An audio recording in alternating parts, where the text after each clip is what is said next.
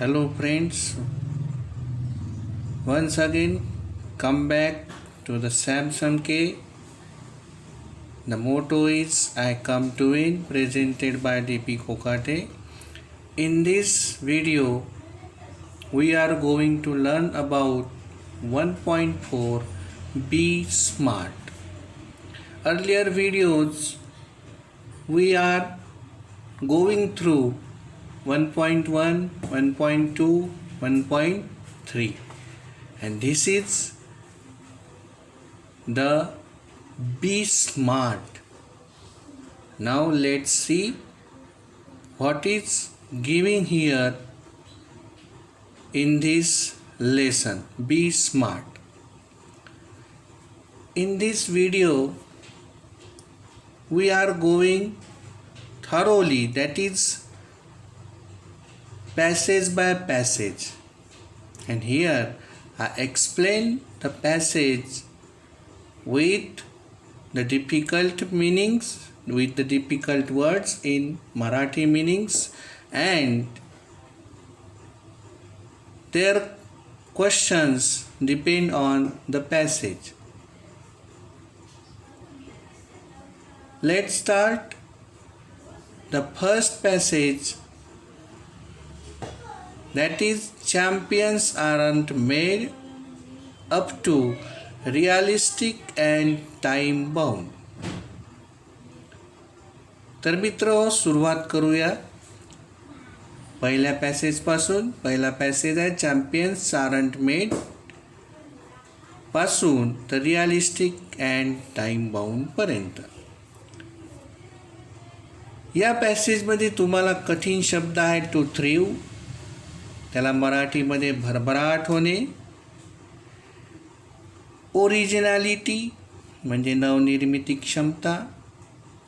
To illuminate म्हणजेच प्रकाशित करणे किंवा त्याला आपण उजळून टाकणे असं देखील म्हणू. ॲट द हेल्म ऑफ नेतृत्व करणे. टू स्टर दॅट इज मार्गदर्शन करणे, गाईड. ड्रिफ्टिंग मराठीमध्ये वाहत जाणे.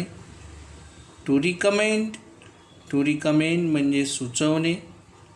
आणि मेथडॉलॉजी म्हणजेच त्याला आपण म्हणू पद्धत. तर मित्र सुरुवात करूया पहिल्या पॅसेजचा अर्थ.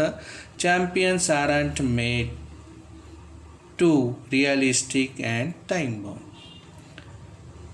यशस्वी बना, बी स्मार्ट. क्रीडा स्पर्धातील विजेते व्यायामशाळेमध्ये बनत नाहीत. दृढ इच्छा, स्वप्न, दूरदृष्टी यासारख्या त्यांच्यामध्ये खोलवर असलेल्या काही गोष्टींमुळे विजेते निर्माण होतात. कौशल्य व इच्छाशक्ती या दोन्ही गोष्टी त्यांच्यात असणे अनिवार्य आहेच, पण कौशल्याहूनही इच्छाशक्ती बळकट असायला हवी. कित्येक यशस्वी व्यावसायिकांचा अशाच प्रकारे उत्कर्ष होतो. आपण सर्वच जण उपजत बुद्धी कौशल्य घेऊन जन्माला आलो. या बुद्धी कौशल्याचा जर आयुष्यातील ध्येय मिळवण्यासाठी योग्य प्रकारे उपयोग केला तर आपण निश्चितच यशस्वी होऊ. अर्थात ध्येय पूर्ण करण्यासाठी आपण कृती केली नाही तर मात्र ती पूर्ण होऊ शकणार नाही. ध्येय निश्चित करताना दोन महत्त्वपूर्ण पैलू लक्षात घेतले पाहिजे. एक म्हणजे कल्पकतेची समज, ज्याला नवनिर्मिती क्षमतेची जाणीव म्हणू, आणि दुसरा म्हणजे ध्येयाचा मार्ग सुस्पष्ट करणारी पहिली पायरी. मग पहिली पायरी कोणती? ध्येयामुळे आपल्या आयुष्याची सूत्रे योग्य प्रकारे हाती घेऊ शकतो आणि त्याचा पाठपुरावा केल्यामुळे उज्ज्वल भविष्याची शाश्वती देखील मिळते. ध्येय समोर असेल तर आयुष्याची गाडी रुळावरून न घसरता, म्हणजेच जीवनरूपी नौका न भरकटता ठरवलेल्या सुरळीत मार्गावरून पुढे नेता येते. ध्येय निश्चित करणे वरकरणी सोपे वाटत असले तरी कित्येक जणांसाठी ते आव्हानात्मकच असते. मात्र शेवटी आयुष्यात काय मिळवायचे हे ज्याचे त्याने ठरवायचे असते. ध्येय साध्य करायचे असेल तर या 5 टप्प्यांचा मार्ग अवलंबावा असे तज्ज्ञ सुचवतात. मग हे जे 5 टप्पे आहेत हे कोणते? तर बघा, स्मार्ट गोल्स, स्मार्ट ध्येय ही एक आपल्याला यश मिळवण्यासाठी मदत करणारी विचार पद्धती आहे. बघूया स्मार्ट. पहिला स्पेसिफिक म्हणजे विशिष्ट, दुसरा मेजरेबल म्हणजे मोजता येण्याजोगा, तिसरा अचिवेबल म्हणजे प्राप्त करण्यायोग्य, चौथा रिॲलिस्टिक म्हणजे वास्तववादी आणि टाईम बाउंड म्हणजे कालमर्यादित. तर असा हा पहिला पॅरेग्राफ ज्याच्यामध्ये स्मार्ट जी जीवनाला आवश्यक असणारी ध्येय आहेत की ज्या ध्येयाद्वारे आपण आपल्या जीवनाची वाटचाल करू शकतो त्याचं वर्णन नव्हे तर ती कोणकोणती ध्येय आहेत हे इथे आपल्याला दिलेली आहेत.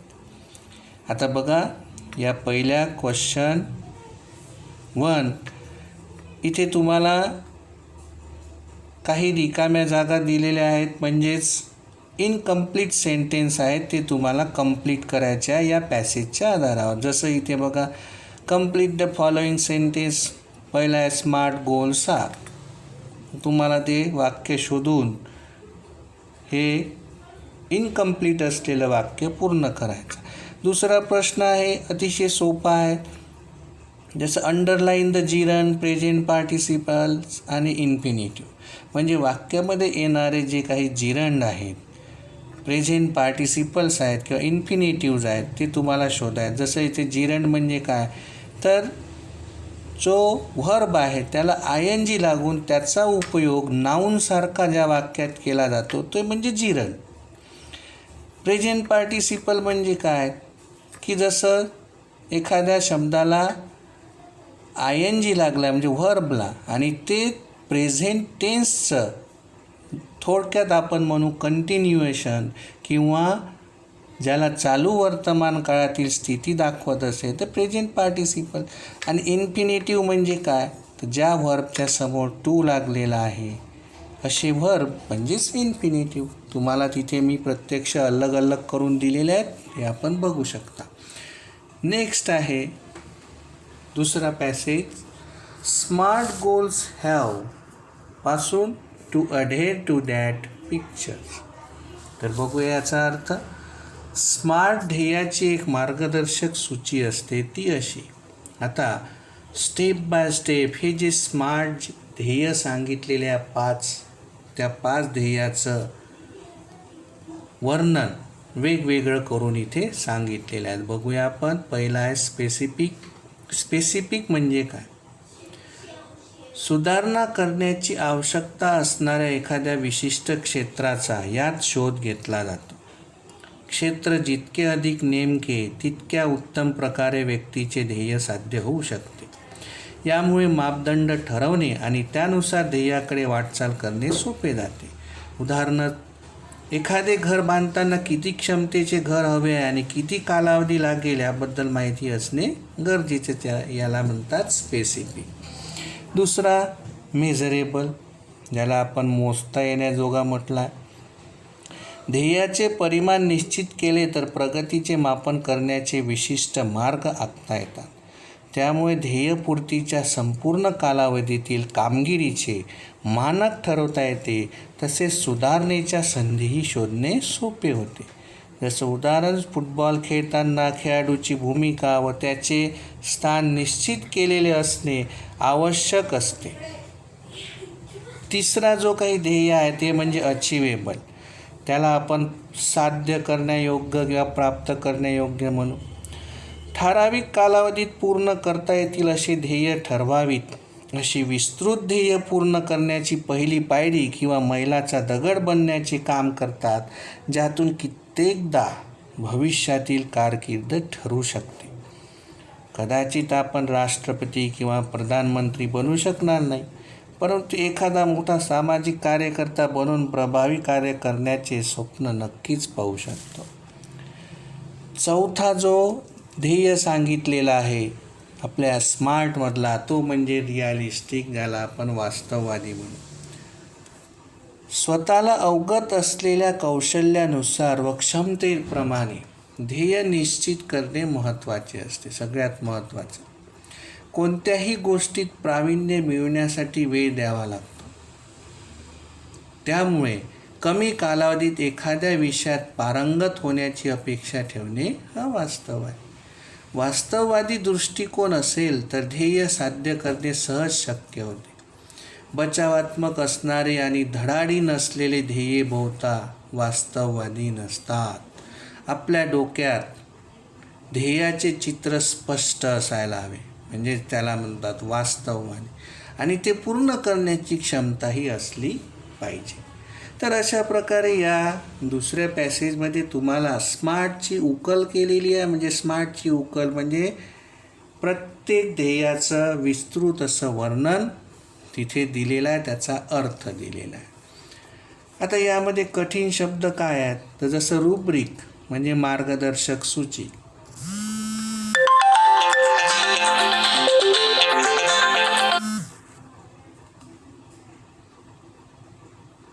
पॅरामीटर्स मापदंड, क्वांटिफाईंग म्हणजे मोजमाप करणे, बेंचमार्क परिमाणक, त्याच्यानंतर डेझिग्नेटेड म्हणजेच नेमलेला आहे किंवा योजलेला, त्याच्यानंतर आपण अनरिअलिस्टिक अवास्तविक, डिफेन्सिव्ह म्हणजे बचावात्मक, टू अढेड म्हणजे बांधील राहणे.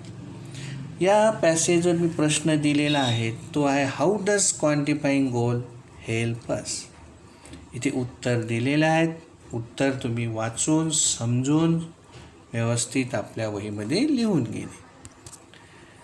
त्याच्यानंतर तिसरा पॅसेज आहे, तो सुरू होतो टाईम बाउंड.